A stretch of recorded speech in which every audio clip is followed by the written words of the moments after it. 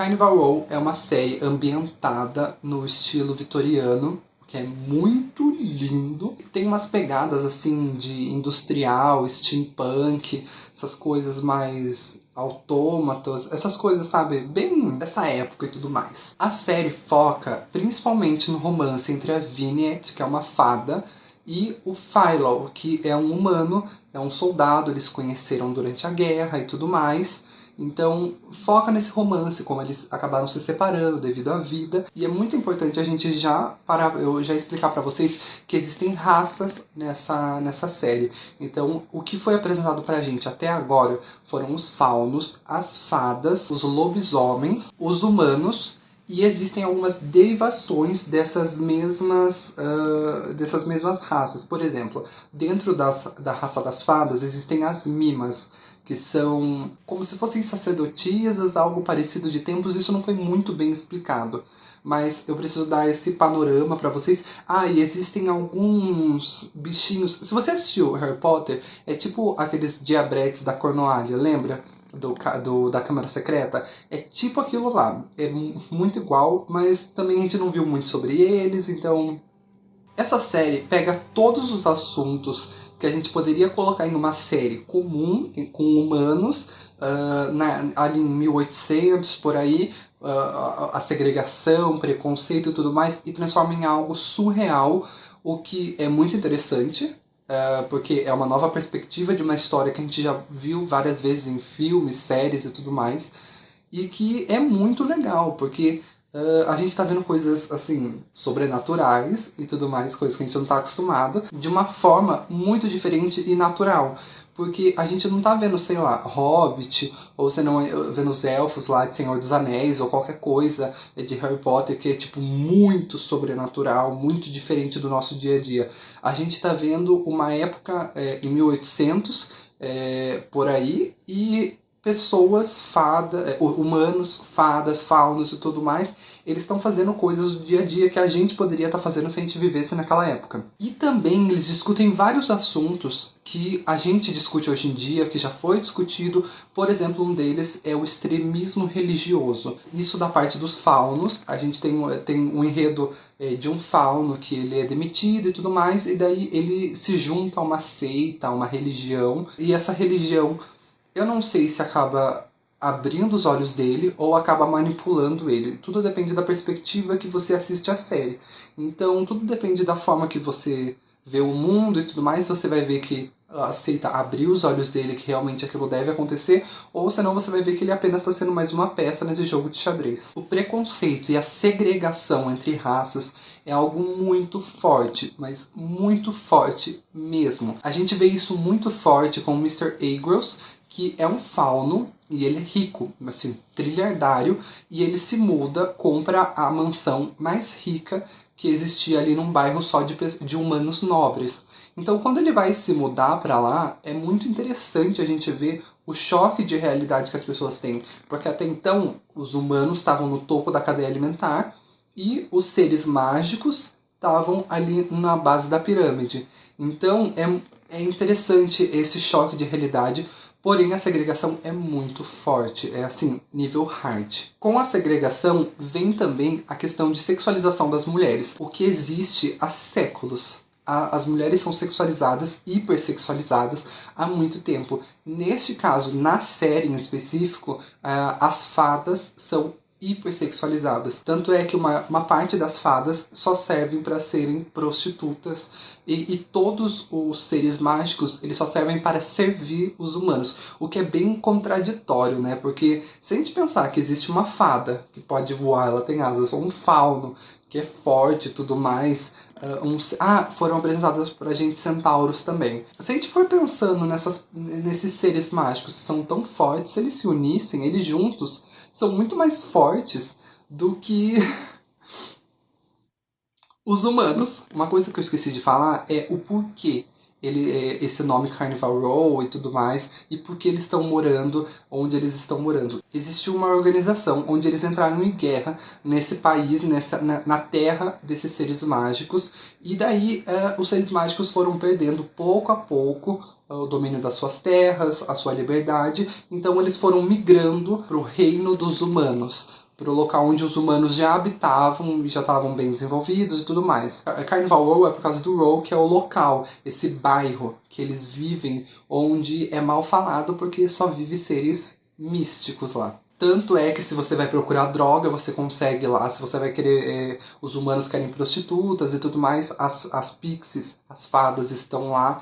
Se você precisa de empregados, é de lá que eles vão sair. Então é muito interessante tudo isso, porque eles só, assim, a escória ali, dos seres vivos tá ali no Row, é ali que eles vivem. Durante a série existem várias historinhas, existe a história principal, que é esse romance entre a Vinette e o Philo, mas existem várias historinhas. E um assunto que eu achei muito legal que a série aborda é a questão da Imogen com o Mr. Agros. A Imogen é uma humana, o Mr. Agros é um fauno, e daí você consegue ver muito claramente a questão de que muitas vezes o seu preconceito é a sua ignorância a partir de um determinado fato, coisa, ser, e o seu preconceito está muito ligado ao que os outros vão pensar de você se você se misturar com alguma coisa diferente do seu convívio.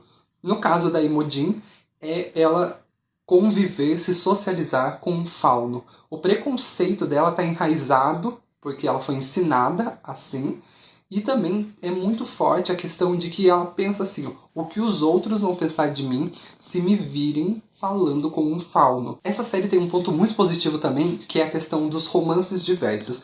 Existem romances entre seres místicos e humanos, existe o romance entre mestiços e seres místicos, entre humanos e humanas, entre pessoas do mesmo sexo, e é tudo muito natural. Eles não tratam nada com tabu. Por exemplo, agora vai ter, sei lá, duas mulheres se beijando, então... Não, é só um beijo.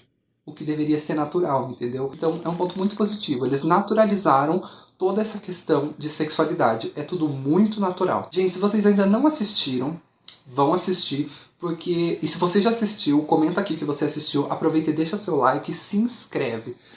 Porque o que eu achei do enredo foi, assim, algo sensacional. Essa primeira temporada, eu muito fácil teria lido um livro sobre toda essa história, todo esse enredo, tudo, porque parece muito o jeito que as coisas acontecem e tudo mais, parece muito um livro, parece... Sei lá, só me vem isso na cabeça. É um enredo que se sustenta até o final, cada vez mostra várias coisas pra gente, o modo que o roteiro foi escrito, às vezes tem uns flashbacks, tem umas coisas assim interessantes, eles deixam pistas desde o início pra gente, sobre alguns fatos, principalmente sobre o Philo. Se vocês prestarem atenção, vocês ainda não assistiram, mas vocês prestarem atenção desde o início, existem pistas, assim, estampadas na nossa cara, o que eu acho muito legal. Só uma curiosidade que eu fui pesquisar sobre isso, porque ficou isso na minha cabeça. Tem um momento em que a Piet, ela chama a mima dela de Ifá. E eu achei isso muito interessante, porque eu já tinha escutado esse nome em algum lugar.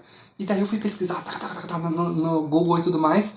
E Ifá é um oráculo na religião Umbanda. Eu pesquisei isso em questão Umbanda e Yorubá, que é uma religião muito vasta, muito grande. Umbanda, Candomblé, são religiões de matrizes africanas muito grandes, gigantescas, que isso daí é só um pontinho que eu queria deixar, assim, esclarecer isso, e que eu achei muito interessante essa referência. Porque é uma referência. A mima que ela chamou de Ifá é uma mima que ela consegue ver o futuro. Ela é um oráculo ali na série. Então eu achei isso muito legal. Outra coisa que vocês devem prestar atenção é que existem vários rostos conhecidos na série. O primeiro deles, que assim tá estampado, é a Cara Delevingne, que é a Vinette, e o Philo, que é interpretado pelo Orlando Bloom. Mas outros rostos que eu não posso deixar de lado é o Jared Harris, que assim, é magnífico atuando. Eu não conhecia ele até antes de eu assistir Chernobyl. Depois que eu assisti Chernobyl, meu, acabou pra mim. E tem a atriz que ela fez uma das serpentes lá em GOT, em Game of Thrones.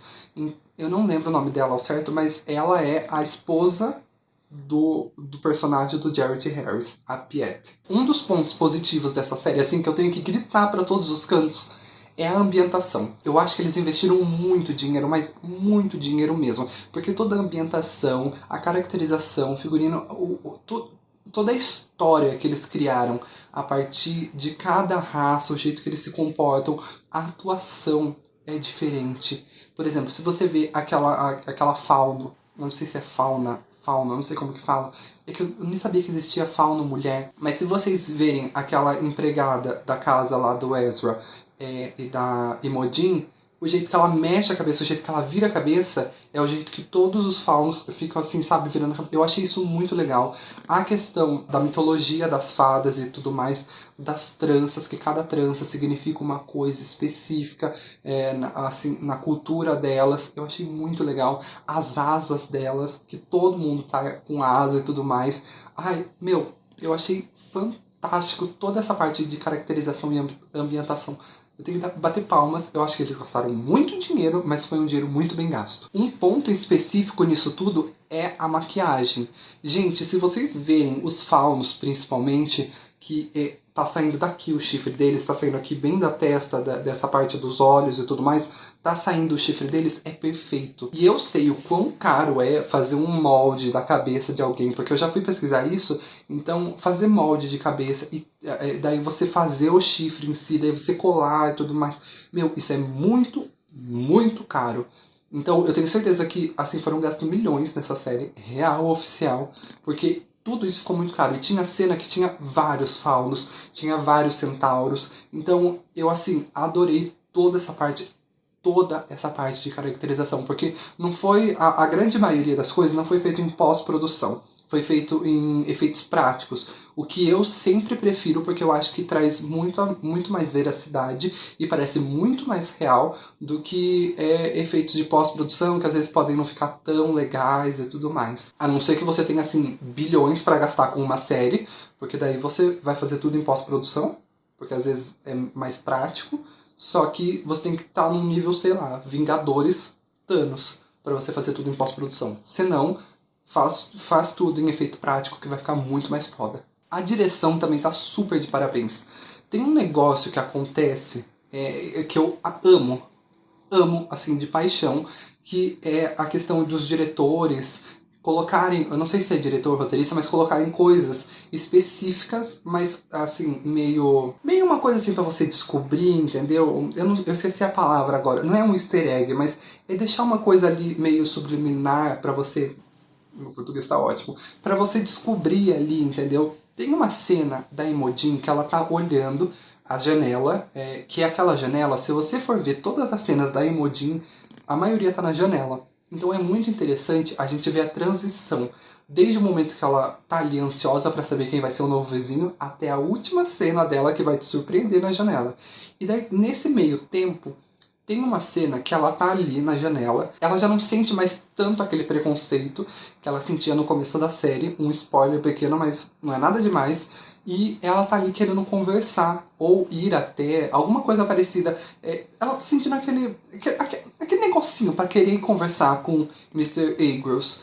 Porém, se você prestar atenção, ela tá presa ao preconceito que a sociedade coloca, ao preconceito que ela mesma se coloca. Ao lado dela tem um passarinho numa gaiola, que é claramente o que está acontecendo com ela. Ela presa nessa situação.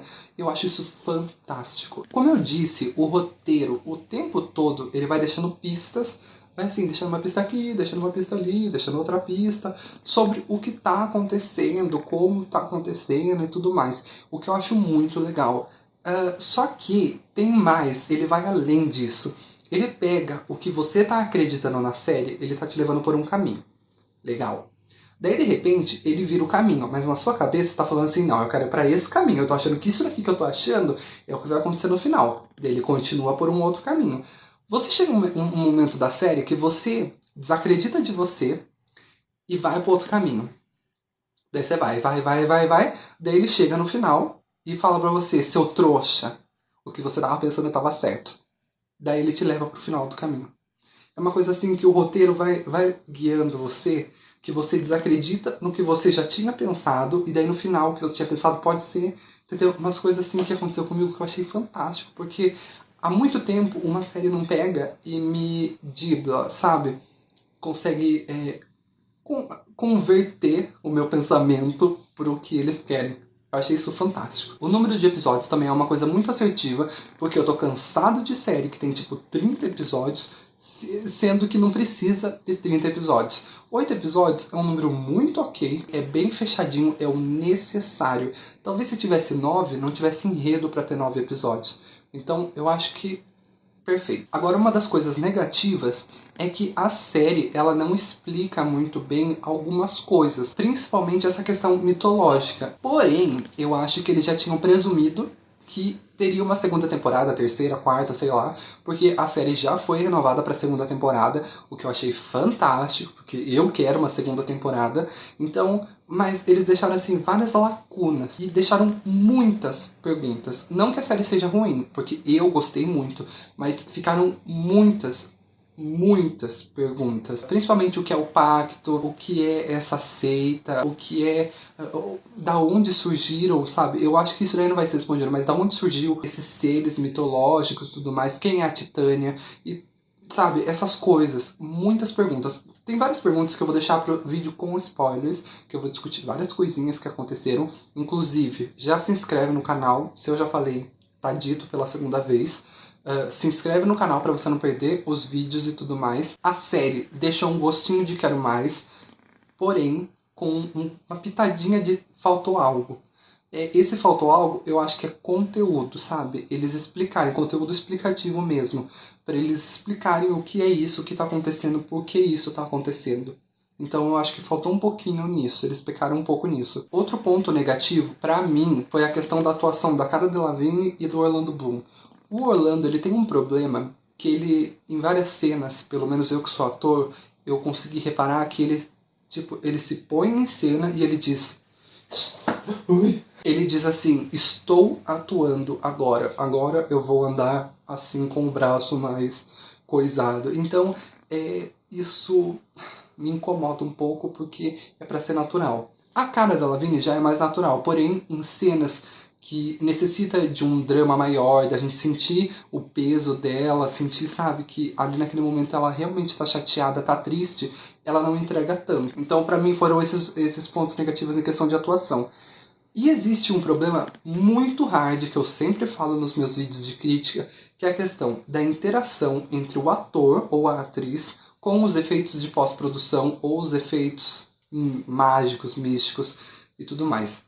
A questão de voo das fadas, pra mim, é péssimo em todo mundo que estava atuando.